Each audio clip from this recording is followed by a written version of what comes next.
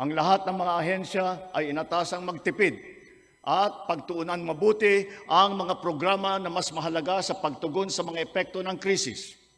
Ibinuhos natin ang pondo kung saan karapat-dapat at mas kinakailangan sa mga pangunahing serbisyong ramdam at tiyak na makakatulong sa ating mamamayan.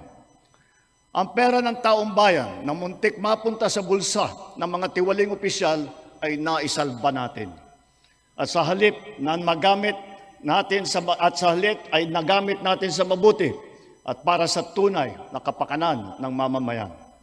Ibinaba natin ang karagdagang halos 58 bilyong pisong pondo sa mga lokal na pamahalaan para mas mabilis at mas malawak ang paglingap sa taong bayan.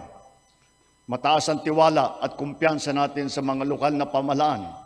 Ito ay paghahanda na rin para sa mas marami at mas malawak na serbisyo para sa kanilang mga nasasakupan. Nagsimula tayo doon sa mga direktang naapektuhan ng kaguluhan. Ang pagsaklolo sa ating mga kababayang OFW na naipit sa digmaan. Mahalagang misyon ito ng pamahalaan. Gayong lagpas 2.2 milyong Pilipino ay naghahanap buhay sa Middle East. Simula nung naputok ang gera, mahigit 12,000 kababayan natin ang ating naiuwi sa bansa na ligtas.